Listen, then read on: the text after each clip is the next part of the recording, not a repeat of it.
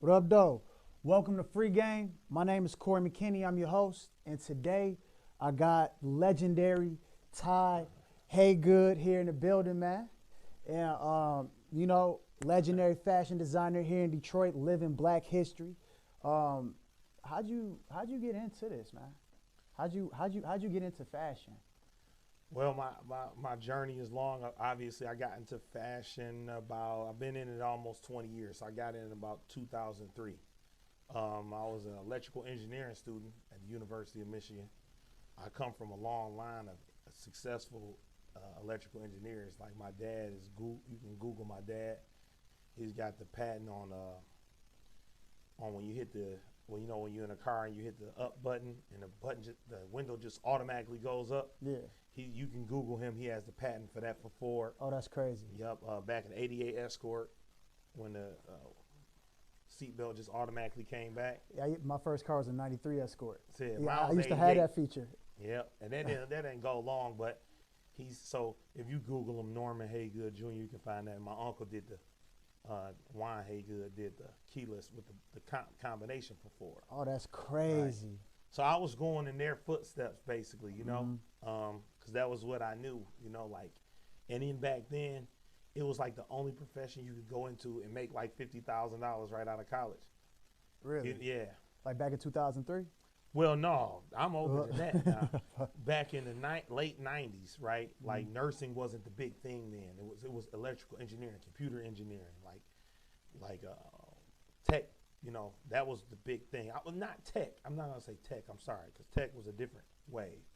But it was engineering was the big thing because the automotive industry was booming in the late '90s. So I was going in that direction. I went, and then my sophomore year, September 11th, World Trade Center's bombed, and that was at that moment was the pivotal change and really like how people behave in society to this day. It changed everything. People don't really realize it, but that's when our economy crashed. That's when people that were making tons of money in the late '90s, in the early 2000s, people were making tons of money. Houses were selling. People had these balloon mortgages, and everybody could get approved for a mortgage if you just stated your income and had a good credit score. You just told them what you made. You get a house. Oh, that's crazy. If you had a good credit score and you wanted a $600,000 house, you could get it. Oh, that's crazy. Right. And so when the bubble burst on that, it had a domino effect on the job industry. So employment, like I was trying to get a internship, I couldn't get one. Couldn't get an internship? No, couldn't get an internship. It's free work. Yeah. Yeah, it was tough. It was real competitive, Okay. Like I would go to all the trade shows and stuff like that, like job fairs, I would say, not trade shows, job fairs, and go out of town and stuff like that. But it was tough. But one time I went to the All-Star game in Atlanta. I just went to the All-Star weekend with my friends. We just spurred the moment, decided to go. We go.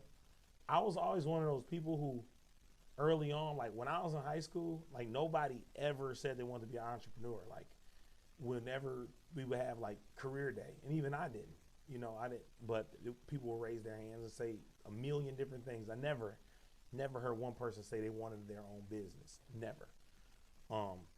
But I was like one of those guys, like I was always a CEO opportunity in a way. Like if I saw a way I could make some money and I didn't know what I was like, I would see it and I would try it. I was selling blank tapes, cassette tapes.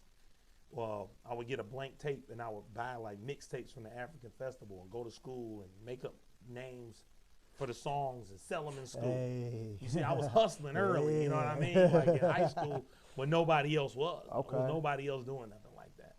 But that same spirit in me that saw that opportunity when I was at those festivals, when I was at that All-Star game, I saw guys walking around with like these patches on their pants. And it was like NBA logos. Yeah, I remember that. I used to have little pants like that. Yeah. But yeah, back in '03, I was like in second, third grade. My mama used to buy that type of Now stuff. you making me really old. Second or third grade. But so before those hit stores, those were not, that came from street fashion, independent people making them. So they were finding these patches and putting them on the pants or whatever. And I knew nobody doing it back at home. Okay. Because jerseys were hot. So I was like, oh, yeah, I'm about to go do that. As soon as I got back home, I kind of got on it. I went to New York. And then while I was in New York, I bought some like Rockaware and that. Started selling that too. Mm-hmm. Then I started selling throwback jerseys and the pants. How was you selling your merchandise back there? Out of curiosity, how was you selling your merchandise during that time? Out the trunk, baby. A real hustler. Pulling up in the neighborhood. You know what I mean? Yeah. Like pulling up in the neighborhood, different neighborhoods that I wasn't even from. I'm from Inkster, Michigan. You know? Okay. Like, I was coming out to the city, you know, River Rouge. You know, call people you know. Like, pull up over here and bring it. So I was doing that, and I was selling my stuff. So I guess like when when did you start? What changed you? I remember before the camera started rolling, you was telling the story how like, you know, like early during that time period, you was really like the first person that people like was really like people was rocking your shit proudly. Right. You know what I'm saying, throughout the city. You know what I'm saying? Outside of like big guys like I was signed, like there wasn't really nobody else out there for like so. Nobody, and that's the thing. Like anybody that was around, and they'll tell you that. Mm-hmm. Like it's not, you know how Soldier Boy like I was the first. Like if you go and ask anybody like that was around in the late '90s, right? Like you didn't have anybody like you had a few people that had like a couple little T-shirts that would kind of have a little wave, right? But it was really nobody really like, and you would have some people that would try to say it, but they didn't. It didn't stick, right? Like their stuff just didn't stick at the end of the day. Like because this is how my road to when I came on my own brand, but I started a certain way. See, the Pistons won the championship in '04. Definitely remember that. Remember that? Yeah. So when they were on the road to the championship, even like the previous years when they were like getting close. Yeah, Eastern Conference Finals every year. Exactly. When that started happening, I started to make T-shirts, Pistons T-shirts. You probably slapped out when I you was won. slapping like crazy. I bought it. I ended up getting a heat transfer machine, and I was just pressing up picture shirts. Then I started pressing up shirts with like Scarface or movies and Friday and all of that. And I was selling to stores like Strictly Sportswear, City Man. And they knew who I was. I was the only one doing that. See what I'm saying? That was like in stores. Yeah. Because I had a taste, like I knew how guys wanted to dress, so I knew what to put on the shirt. So I was selling shirts to all these stores every week. And then I ended up getting an idea for my own brand. So I started working that. Now I ended up getting when I was like 19, 20, I ended up getting a little shop inside Greenfield Plaza, okay? Okay. Now, what happened was like I had this idea to do this like military shirt. But I was like, and it didn't have military colors. It was like black, white, and it was like an army shirt. Interesting. Button-up shirt, little epaulets on the shoulders. Okay. At the time, like I had showed an old school sales rep, right? Old school sales rep selling clothes for years. He was in my store, and I showed him the shirt. I said, "Yeah, look at this shirt." He was like, "Oh man, that's cool, but where's the bottom?" I was like, "It is no bottom." He said, "How you gonna have a top with no bottom?" You know? Okay. And I was like, I knew that was gonna work. I didn't know at the time, like I was forecasting. The reason why I knew that would work is because at the time, people were buying these T-shirts. They bought plain white tees, got popular in that time. The long white tee with the Foot Locker sticker on it. Remember those? Hell yeah. That was hot. Mitchell and Ness throwback jerseys were hot. But guess what? There was no jean for none of them. What you mean there was no jean for one of them? Mitchell and Ness didn't make jeans. They didn't. Yeah, they made jerseys. They made hats and stuff. Right. White tee. I mean, there's no short for that, right? Right. It's the white tee. Picture shirt wasn't no short bottom for that. Right. I see where you're going with this. See what I'm saying? Yeah, I see what you're saying. So I'm like, okay, they ready for this, but I didn't know like the whole sales rep relationship to store, how they sell. I mean, I know that back in the day, everybody used to buy an outfit, but you know what I mean? But I was like, I don't need no bottom. And that was one, and so again, another one of the first. Now that's when I was a pioneer in the fashion game as a whole, globally, right? In item business. Now we're in item business where a company can come out with just a shirt, just a button up. That did not happen before that year. You never would see a company coming to it just with a jacket, it was always a full outfit. And I was one of the first people to come to the marketplace. We're just like single Just items. a shirt. Got you. So people No like, pants. So people putting together like whole outfits and then selling them. You kind of broke that up like, okay, we coming in only coming with shirts. Yes. Got you. I sold major stores just shirts in my in the beginning. Like stores in Chicago, stores in Atlanta, stores in Philadelphia. You know Villa that you see now? Yeah, I was selling Villa shirts when they only had 2 stores. And you was doing They this. were called Sneaker Villa then. And you was doing this at what age? I guess I was 22, 23. Damn, you was young, man. Yep. So like, how'd you learn how to like go and get relationships with these sales reps and like make these wholesale deals to them? I mean, because that's essentially what you were doing, right? Right. Wholesaling items to these, to these. Okay. So what happened was, I was selling a store called Hip Hop University at the time. T-shirts, okay. One of the co-owners is Ty Hopkins. Ty Hopkins, yeah, I've seen, right, yeah, was definitely. the starter. He's really popular right now for starter jackets and stuff like that. Got you. People know him. He took me under his wing, honestly. Okay. And he was like, "Hey, why don't you go with me to this trade show?" And it was a clothing trade show. And I saw sales reps. And I went to those trade shows with him every time he went. When That's one dope. came to town. That's dope. Right. So what happened was when I was coming out with my shirts, I went to another one in Chicago.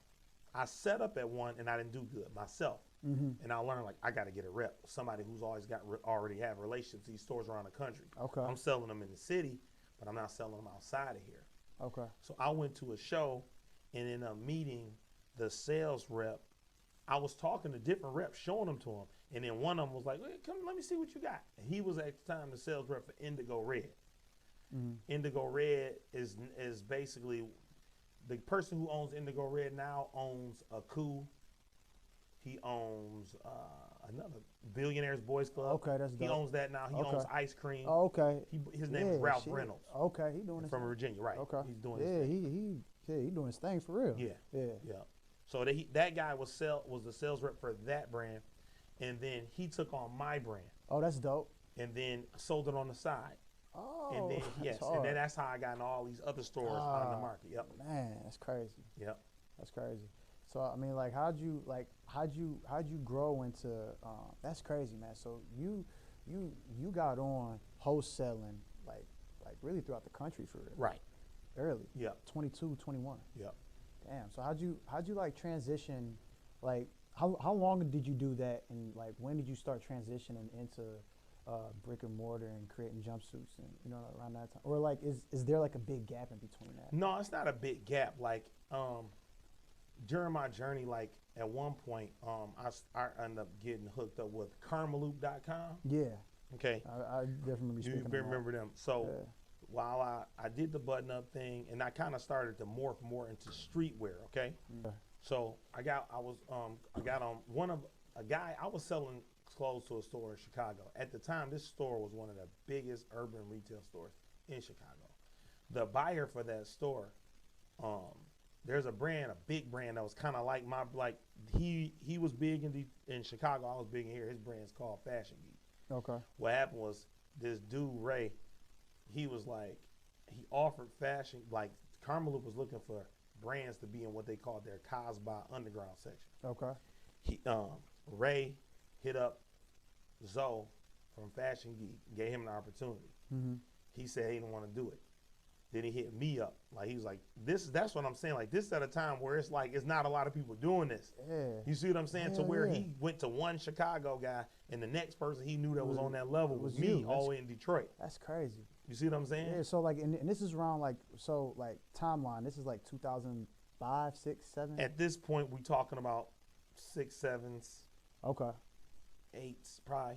When Karmaloop era, we talking about the era of the hoodie, that zipped all over the face. Yeah, I definitely remember that with the spiders and shit. And yeah, I remember Bape was big back then with Yes. that. Yeah, I remember that, man. Yes. We was all doing a crank that dance with 4XTs on Exactly. doing that shit. Yeah, that's the era that we're speaking of. The skater, when the skater influence came into urban fashion. Yeah, I remember that. So we might be talking about a span from 08 to 10. Yes. Pretty much, right? I know exactly what you're talking about. You know, so at that moment, you know, I had already, like, the button-up thing kind of I got into doing making jeans. I eventually came out with full collections with District 81, selling in stores, Man Alive, all of them type of stores, Mr. Allen's. So then I went to the web. That's when the web internet sales start taking off with Karmaloo. Okay, this is, so like this is before 2010, internet sales start taking off. Yes. This is history for me. I call myself an internet marketer. I ain't even know this shit. You know what I'm saying? And that's when people spend all their money on the Google ads. Okay.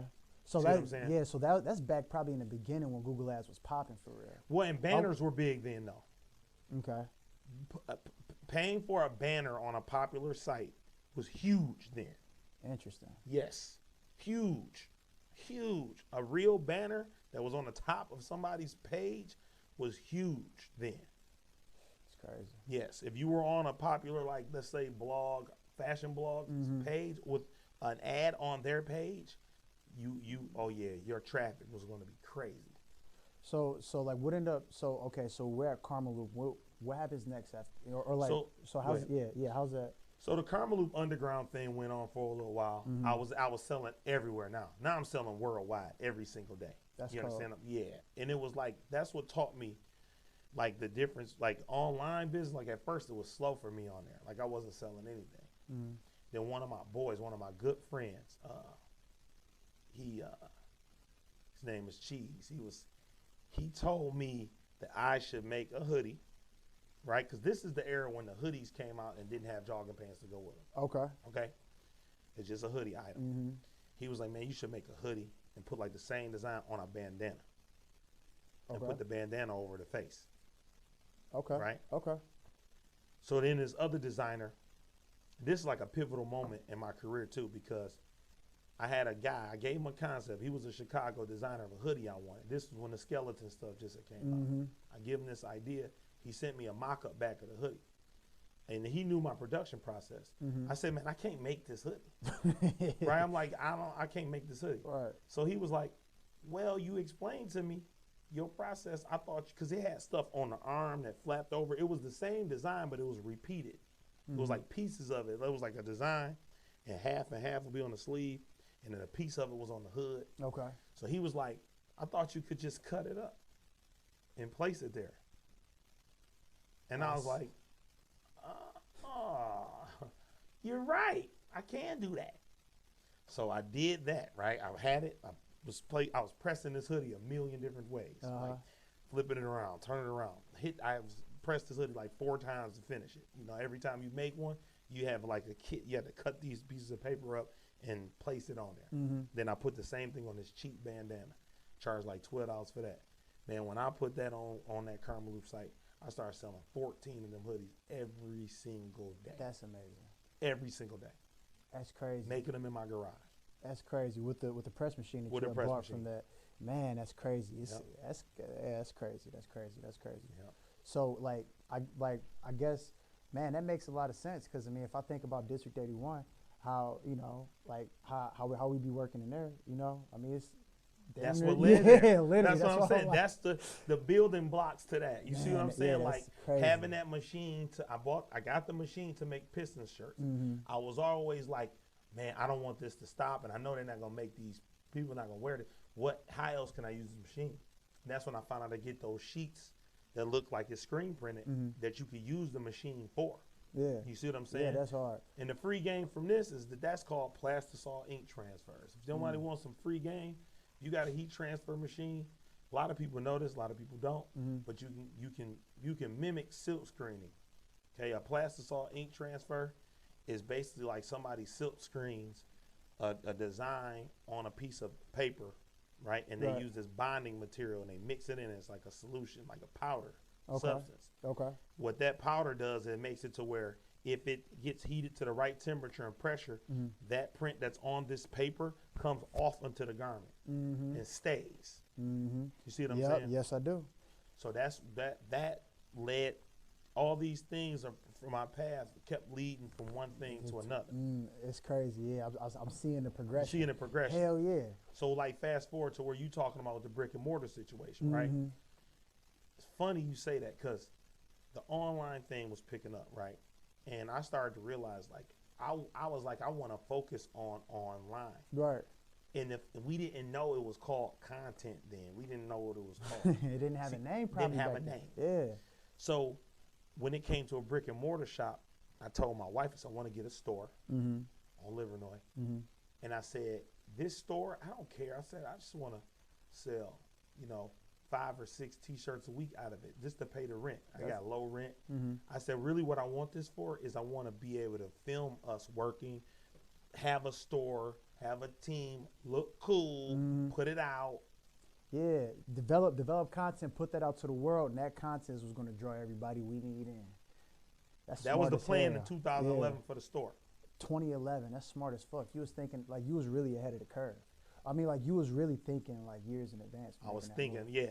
That's a chess. But people were kind of, like, you could see people moving in that way. You know what I mean?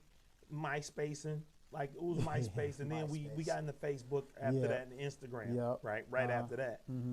But when I opened up the store ended up going absolutely crazy. What was the first year like? The first full year was like 800 and some thousand. And it was us making our own stuff.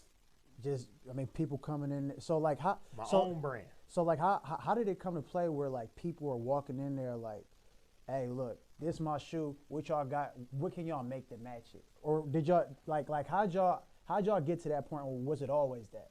Okay, so what happened was this. It was kind of, in a way, always that, but when I was doing the plastisol ink transfers, I hadn't implemented the cut and paste like you saw yet. Right. So what happened was there was certain releases of shoes that were popular. So I would just make the prints already those colors. You see what I'm saying? Yeah. And because the sneaker game blew up in 2011. Blew up, man. It wasn't just about Jordans. It was Barclays and Foam Posits and Pennies, and it was just left and right. And everybody bought all these shoes. And I had something to match every shoe that was popular. You see what I'm saying? Just so happened to have it, man. So I made it. So you was already ready for it, like that boom happened, and it was just, oh, okay, this is beautiful. Timing, preparedness and timing collided, and I was ready. Didn't even know that was about to happen in the sneaker. Who knew that? All this sneaker revolution stuff, that's the year that it was at its peak, probably, them two, like 11 and 12. That's crazy. Retro man. Jordans. So what happened was I ended up coming out with this design, right? Okay. Called Detroit Native. I've definitely seen that design. Well, I'll probably see like a later version of it. But I've definitely seen Detroit Native in your store. You've seen Detroit Native. So T.I. had a brand called Hustle Gang at the time with a Native American head in the middle. Yes, I definitely remember that. Tommy Walker had Detroit vs. Everybody. Yes. Boom. He had Detroit vs. Everybody back in 2011? Yes. Oh, I didn't know that. Before that. So I ended up having this design made up with a Native American head that said Detroit Native. And I had it on all these different color baseball looking t-shirts. Okay. But I had it set up, right? Simple. And you could cut it out like a puzzle like the dude had before.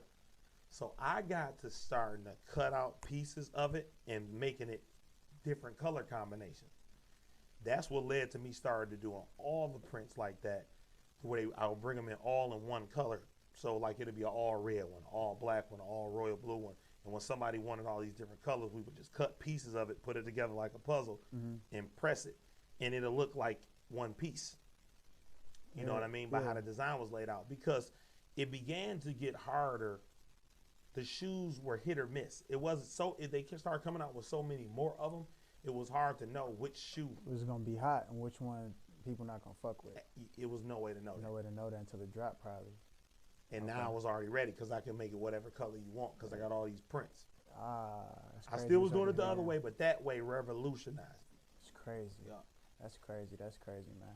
I remember we was talking earlier about you doing a party thing. Like did like how, not to try to bounce topics, but like does that correlate at all with the fashion? Like you like helping you in the fashion industry? I mean, because I mean like you I mean you throw some of the biggest parties in Detroit, like some of the biggest events like in the history of the city, right? Right. So I started off in the business. My first kind of venture in entrepreneurship was a party. It was actually a party I had the Detroit Lions hosting it back when RIP Charles Rogers was a rookie and all of that. Mm-hmm. When I didn't mention this, but my father, I told you, successful engineer. I was told him that when I started my clothing brand, I got a little busy, man, selling clothes. I was popping, selling in the stores, stuff like that. So he didn't really understand it because nobody, like having a clothing line was unheard of, especially one that you felt like you could make a living off of. Mm-hmm. So I told him, I said, Dad, I'm about to drop out of school. He said, no. He's like, so what's your plan? I said, well, I'm going to throw parties. And then I'm going to use the parties to promote my brand. Man, that's cold. But he was like, okay, what's the plan? I was like, that is the plan. What are you talking about? Right. I just told you the plan. Right. And, fast forward now, I have thrown some of the biggest parties like Jeans and Moet. I've been involved with the Ultimate White Party, Ultimate Black Party. I've done weekly parties. My party background is extensive. It led me to now I own my own bar. Yeah. Called North Bar. Yeah, man. So that it's like I'm still doing that. You know what I mean? Like I'm that learning the party game and all that. Now I have my own sports bar. So I mean, all right. So just for clear, well, this I guess is more of a statement. Look, Ty is a serial entrepreneur here in Detroit. All right, multiple clothing brands. Right? You see, he got the shoes, wearing the Octane varsity jacket. We're getting the background history about how he got started. District 81. He owns a restaurant. Like when I originally came onto his team, he had a comedy club, and that comedy club morphed into like North Bar as we know it now. So like you branching off into like a super serial entrepreneur here locally, like that just happened. Like did that just like I'm not gonna say happened by fate, but I mean, but like it just kind of like developed into that in a way, huh? Like from you going hard with the fashion and you using the party promoting to pump the fashion, and it just kind of grew. Right. Right. And I think that you see like processes, right? Like these, it's like you mixing up this formula, you know what I mean? And everything that you do, it plays a part in manifesting your destiny, Amen. And that's the one thing that I noticed in doing anything is like every little thing that you think sometimes is small is not. Like any skill set you develop and you make a name for yourself doing things, opportunities will come because of it. Mm-hmm. You see what I'm saying? And relationships come because of it. It's just what networking really is, Yeah. If you play basketball and you become good at basketball, right. You go play pickup games and you have a certain way about you. You might play pickup games and you do something else as well.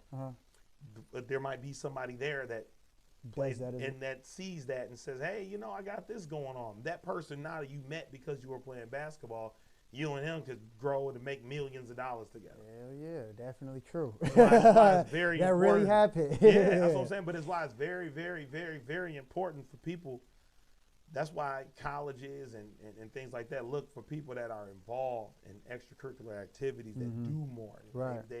They network more, right? They have better social skills. They relate to more people because they do things. People bond over different stuff, video games, basketball.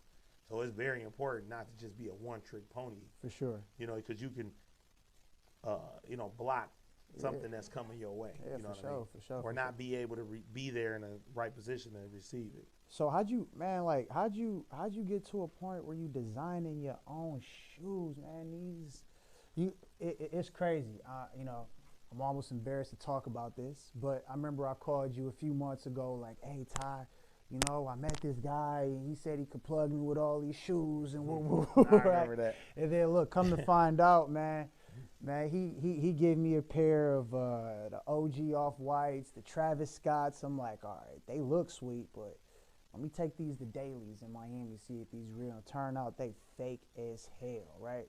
And one of the things that he taught me about, because I had to ask, I'm like, he just looked at it. I could tell by the box it's fake. I'm not even gonna fucking look at the shoe. I'm like, bro, look at the shoe and just educate me, just for my own knowledge on how this is fake. And and I'm saying this just because I'm impressed with the quality of this shoe, right? Because I learned something from that.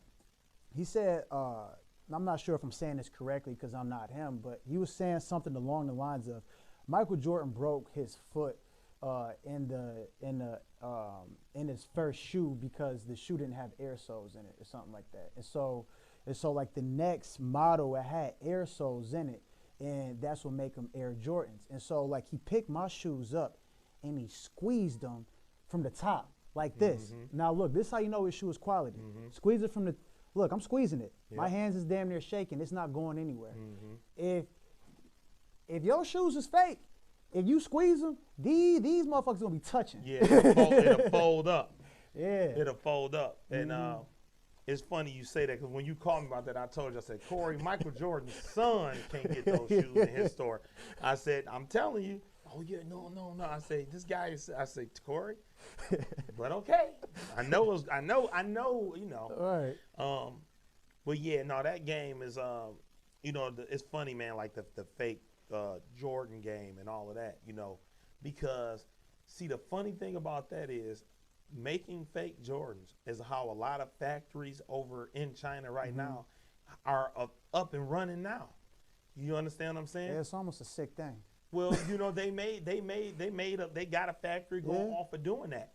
And, you know, at the end of the day, now, see, they have a factory. And guess what, man? Now they're willing to work with smaller people and manufacture shoes at a way smaller, because they want to just keep working. If they can get a whole bunch of small guys making shoes constantly.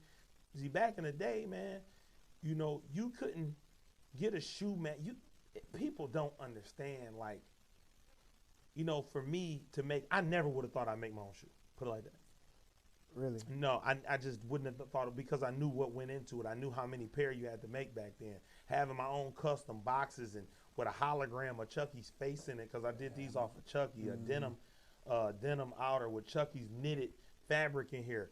You got to understand, like, technology, like you would have back in the day, to make this fabric right here, you would have had to have enough fabric to make 1,000 clothing articles out of this, or they would have looked at you and laugh at you.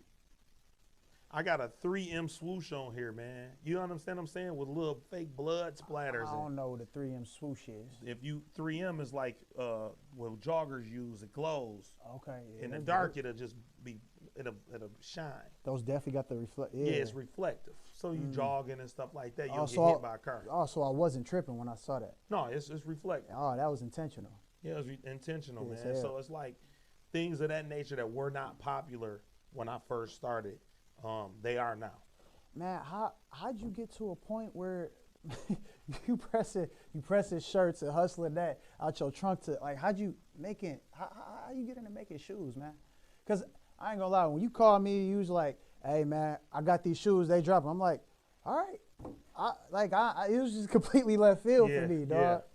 Yeah. You know, so it's so something started to come popular called remix culture. Okay? Remix culture. Remix culture. Basically, it's like I don't know if you remember Bape. Bape made the shoe. Bape shoe was our Air Force One. Hell yeah, I remember Bape. You remember that? Yeah, I got me some bathing apes. Yeah, bathing apes. So, well, I'm the first rapper to make bathing apes. Wear bathing apes, but they made a shoe that was just like the Air Force One. Yeah, I remember that. Identical mold. Yeah, and they charge way more. Charge way more. Then you had some other guys recently started making Jordan 1s with their own little logos on them. You see what I'm saying? Like who? I mean, I ain't giving them no free promo. Yeah, we ain't got no free Forget promo. them. They ain't gonna give me no promo. But they probably got the squishy shoes. Yeah. Some of them do have the squishy shoes, but they started doing Jordan 1s and stuff, and people start buying them and lining up. So I'm one of those people, like, this is the thing, like, whenever you see somebody do something, you never want to go do like, if you start trying to do something once somebody's doing it and successful already, and you start to try to do that same thing, you're late already. That person is so far past you already, because they're already in the marketplace with it. You need to go a different way. Right. So instead of doing a Jordan 1, because I know people are receptive to the remix, we did ours off the model of the Dunk, Nike Dunk model. And nobody was doing dunks like that. So there's a lot of other shoes, but the Dunk is more untapped. A lot of people are out here making their own, you know. And we talked off camera about the Virgil thing. Yeah, man. Yeah, tell me. Yeah, so it's like, from what I do, you know, Virgil Abloh is like Michael Jordan to me. Yeah. You know what I mean? Yeah. Only a year older than me. I was at a sneaker event that I had with like a Nike rep was there, like the Jordan rep. My bad.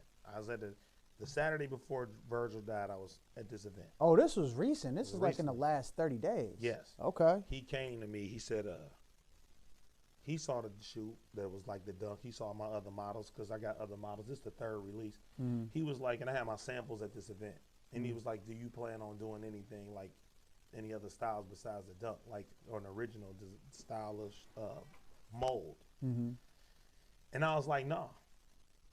I was like, "No, I'm not doing it." I said because I'm like, shoot, Nike and all them, they had the heart. They sell the same mold, like the design, over and over again. Right. Like it's hard for them to break a model.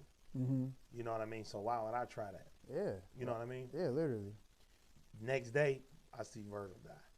I'm hurt by that. You know, I'm like devastated because it came out of nowhere. I did not know. Like this, the guy I look up to. Now, like I was like, I want to be Detroit's Virgil. I said that earlier this year. You know, like I want to be the Virgil of Detroit. You know, the creative, Man, you know, shit. director. You know. Yeah, I mean, shit. Rightfully for you to say that shit, man. So I'm like, that's what I want to do, man. And then when I saw him die, I immediately was like, he paved the way. Like he made shoes, he made whatever he was passionate about. I started designing original molds of shoes that day. Inspired That day, yeah, I was like, I can't do that. Like somebody like that actually passed away, you know, that opened up the door for young black men to be where he was, like the creative director for Louis Vuitton, bro, a black man. Like that's insane, man. Them people don't even hire black people at all to even be decision makers. You see what I'm saying? Yeah. Like that's why they make so many culturally mistakes. Yeah, Putting blackface on stuff because they don't have nobody that represents the culture in the room with them. Yeah, which is fucked up because we are big consumers of their brands and products, man. Yeah, you should have somebody represent, and that's the reason why people was like, "Oh, we gonna boycott that," because it's like you got these people spending this money with you, but you don't have anybody that represents them sitting at a table at all. Obviously, you don't, because if you did, you wouldn't have made something so insensitive. Yeah, hell yeah. You know what I mean? And that's Gucci, not Louis, that did that. But I'm just saying, like these brands, and it was multiples of them that did it before. Right. And the reason why is like you don't even think enough. Yeah, of these people to have somebody that's. Yeah, you so far removed emotionally, like you're not connected at all with the culture, not even thinking that we might like this or anybody might like this, not knowing that you're really offending the hell out of an entire group of people. An entire demographic. An entire demographic of people you offended. And you didn't even know it. Didn't even know it. And was so far clueless. That's because nobody even nowhere near tapped in. So to be able to see Virgil be the creative director, making decisions, deciding what comes out. Man, showed you what you can do. Showed you what you could do. It's like Obama being president. Man, hell yeah. I mean, shit, that's how I felt when I watched Kanye's interview on Drink Champ, man. Yeah. He was talking a lot of shit, man. Yeah. I mean, like, and the main thing that really stood out to me was like, dog, you can be black, you can be a billionaire, and you can have an opinion. You can speak that and do what you want to do, and, you know what I'm saying, live that shit. Ain't nothing gonna happen. I'm trying to die this interview, and I ain't dead yet. That's the type of shit he was talking. And yeah, he didn't say nothing deep enough to get killed. Yeah. Right. But that's the type of shit he was talking. That's what he was saying, right? Yeah, I get it's it. funny. I'm like, you ain't say nothing deep, but ain't nobody worried about what you just said. Right. But yeah, you know, if you want to get some money, you want to be. You know, we always know. You know, it's all about how you get your money too. You know, because you can sell out and get money too. And I'm not saying he did that. Not by a long shot. Right. I'm not saying that. But some others have. Yes. You understand what I'm saying? So. But yeah, but what he showed was like, yeah, you can do this. You know what I mean? And you can and like Damon Dash always talks about like the direct to consumer relationship, right? It's like when somebody has that ability, right? And you know, people don't really understand like with Kanye West, I'm worth this. It's like, why is he worth it? Like you gotta realize like Yeezy is like a huge name. And if somebody were to buy that the rights, right? Mm-hmm. Like, just imagine if you could take Yeezy, right, and you could go and put it on shirts and sell them at Famous Footwear, Yeah. right? Yeah, you go crazy. Exactly. Right. Like Nike selling Air Monarchs. Like, people think like, yeah, black people buy a lot of Nikes. They do. They spend a ton of money on Nike. Mm. But the best selling Nike shoes, a shoe that we don't buy. You understand what I'm saying? Interesting. Yeah. Yeah. I ain't It's even not know that. Jordans and all that. The Air Monarch, look it up. You know, that's one of their best selling shoes. It's crazy. I don't even know what an Air Monarch is. Exactly. But you That's see it, those right? older white guys walking up the street, the old lady, senior citizens. Crazy. Yeah, man. You got, because the world is huge, man. It's a global market. You know, you got some companies that don't even make a lot of money in the U.S. They selling all their shoes in China and this place, Europe. Boom. Nike is global. Adidas is global. Reebok, they global companies. They not just in the United States. Yeah. So it's deeper than that. Okay. Yeezy is global. Yeah. You know what I mean? Yeah, man. But that name is worth so much because he's not he's keeping it tight and exclusive. He's not putting it on everything like you see a Nike shirt. He could though. Man, as he should. Man, he said in that interview he made Gap's stock jump up by like $60 billion just by doing that release with him. Yeah. Just by putting his name with Gap. Yep. Gap. Yep, that was huge. And then all the stuff that they sell don't even have a name on the front of it. Right. It's like it's plain. Yep. But I had somebody ask me, it's so funny. They was like, how do you know what to do? You know, like, how are you and like, you know, another thing, like, that's like forecasting, right? It's like Kanye West. Like, certain people can dictate the market. And even yet and still, like, Kanye used to, like, dictate the market. What he did, they do. Now it's like, you know, he wears a ripped up shirt. Now everything in the market is ripped up. You know what I mean? Yeah, that's crazy. You know, but slowly but surely, it's more so like a piece of it now, right? Because like now what he does and what he wears, people are not mimicking directly, like everything about it. It's not, everything is not plain and looks like his stuff now, but the cut of that slouchy looking hoodie that he wears is kind of popular. You know what I mean? But he can dictate the direction that fashion goes. And people will want to wear like exactly that, like what he had on. You know what I mean? So yeah, that's the dope. That's dope. That's the dope thing about him. Yeah, for sure. So I guess last thing, like what's next for you? Like, I mean, like what's next for you? I mean, you got a lot of stuff going on, you know? Yeah. I mean, what's next for me, man, is I love the like getting into sneakers. I want to do more with the sneaker game. Like, I want to come out with my original models, original concepts for my sneaker, like not Nike mold, my own mold. I mean, again, going back to Kanye, because I don't know if, like, ever since I saw that interview, I just been going back watching all of his shit. That man said he had he got 9 billion, 10 billion. I mean, that's Black history. I mean, and one of the things he said about his shoes, he's like moving forward, man, people don't want to wear shoelaces, dog. Like, we don't want to, like, would you ever consider like making molds out of, I don't know, making molds out of his shoes, possibly? I don't know. I'm not making, no. No, never. I'm straight, like, going forward, like I want to do my own stuff. That's what's up. You see what I'm saying? Yeah. And really, like, push that and give it my all. You know, I learned a lot about myself, like, this year. I'm 40, and, you know, a lot of people, like, I didn't even realize I was still finding myself, because I never would have thought that. You know, nobody could have ever told me that. But I realized this year, like, that I'm not, like, somebody made a comment to me once, right?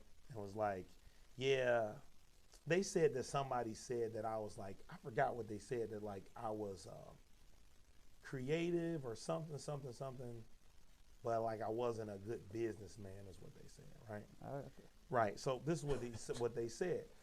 And the thing is, I was like, you know what, though?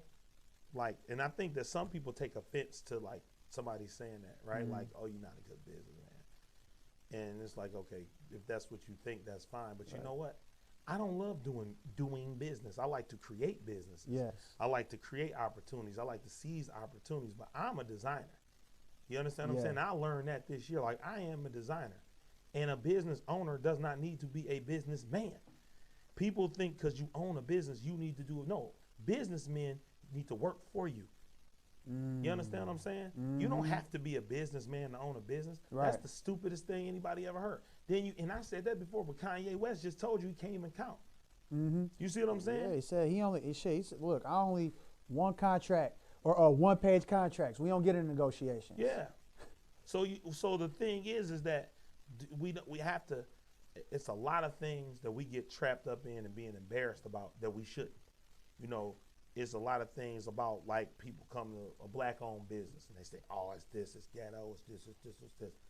The thing they don't understand is you cannot compare a first-generation entrepreneur who just started to somebody who had the business passed down to them 3 generations ago. No, man, you can't, man. For a lot of us, we first generation. We first generation. I mean, all of us. This question. Is this probably the most, like, entrepreneurs you've seen in Detroit at one time? Like right now, or did it always used to be like this? No, I was the only one and only ones. Yeah, so you know, people saw that once people see another way, it's like if you go to a community and you don't show them nothing but Superfly and the Mac and stuff like that and Walt Frazier, they gonna say only thing I can do is be a basketball player or a pimp.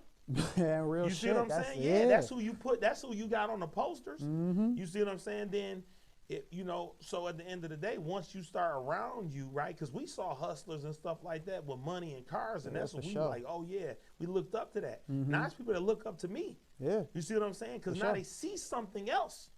Yeah. And you can't dim it though. It's like nobody's in the power to, like, not show it to you. Because it's these people right in front of your face that you can sit up there and watch, and you can turn on the social media and see what they're doing. So now it's not the control of like the media or white media to say what a black kid sees. They can't control it now.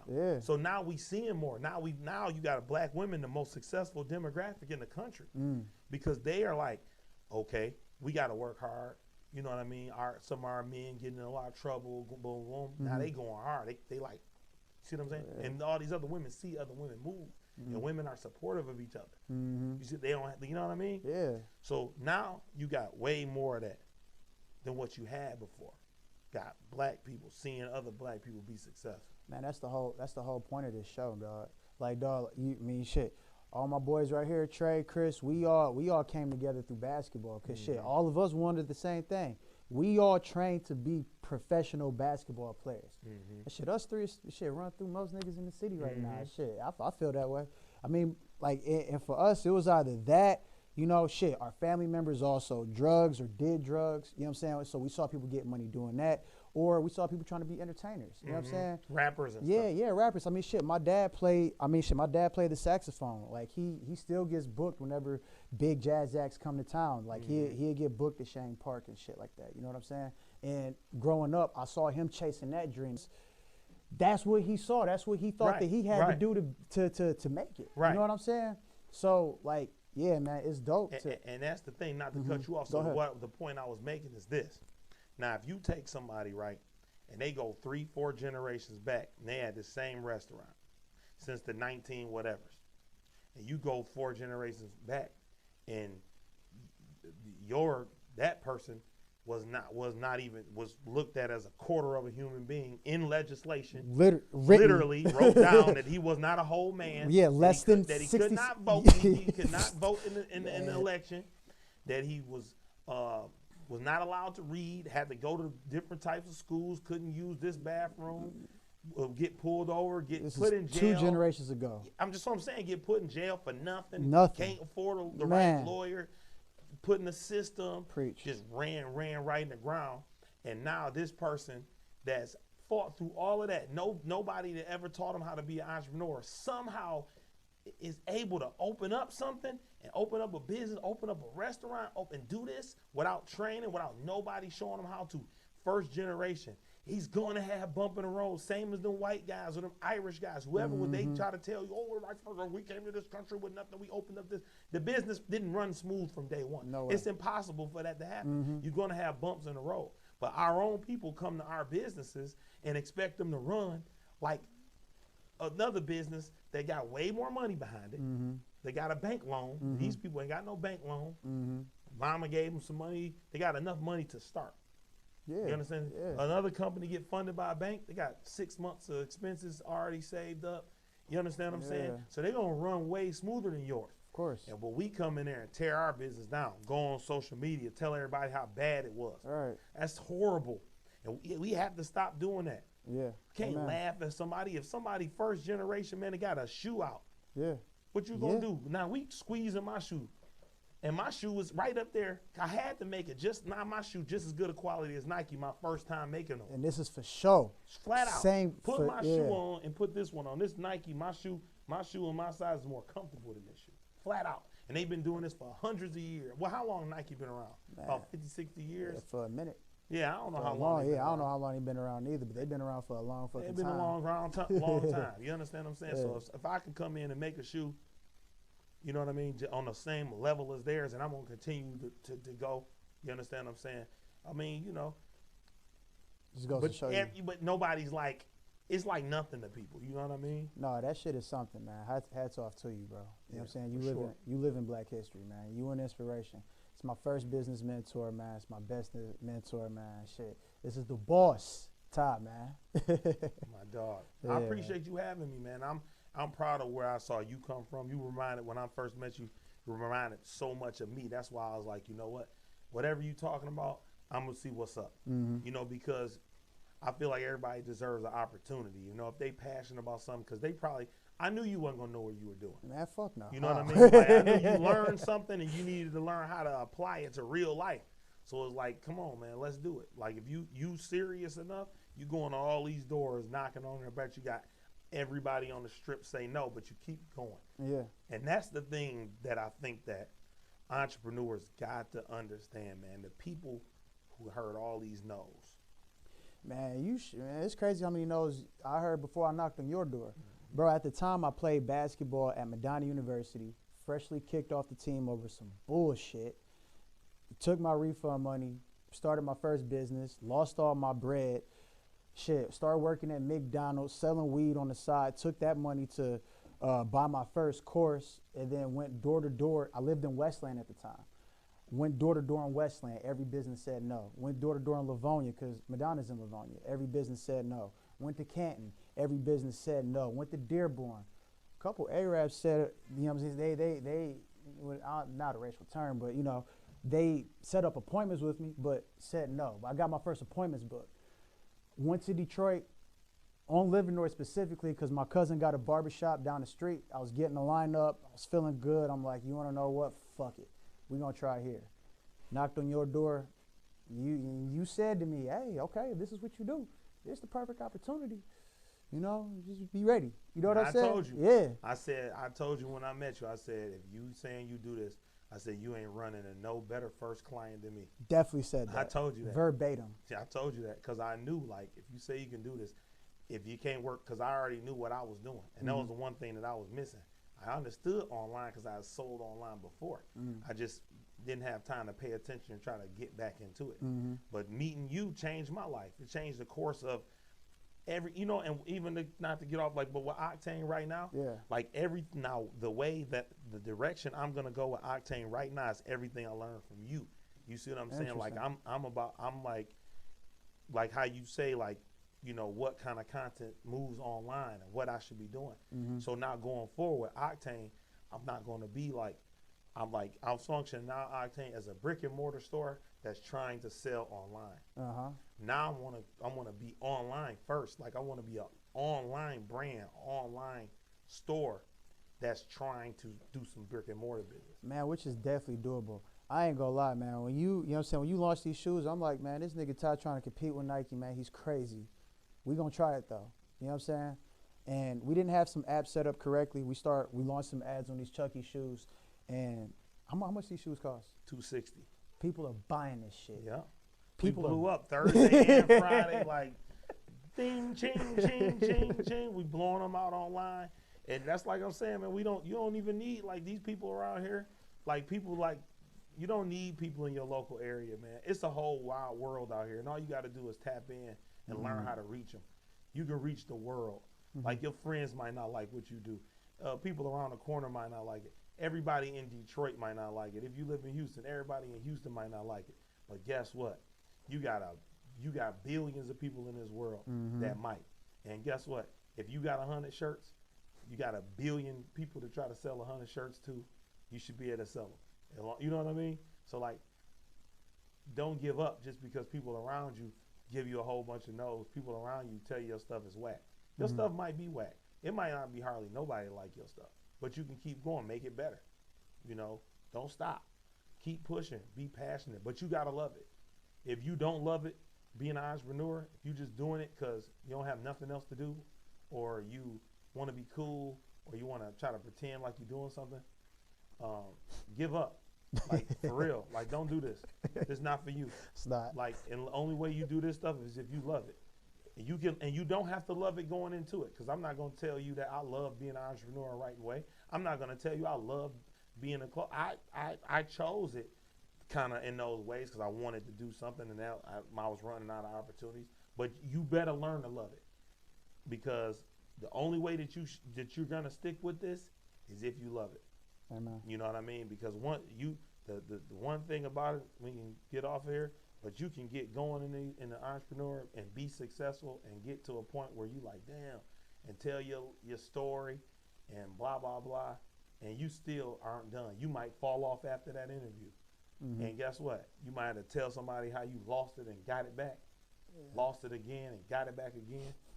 Lost it again and got it back again. Mm-hmm.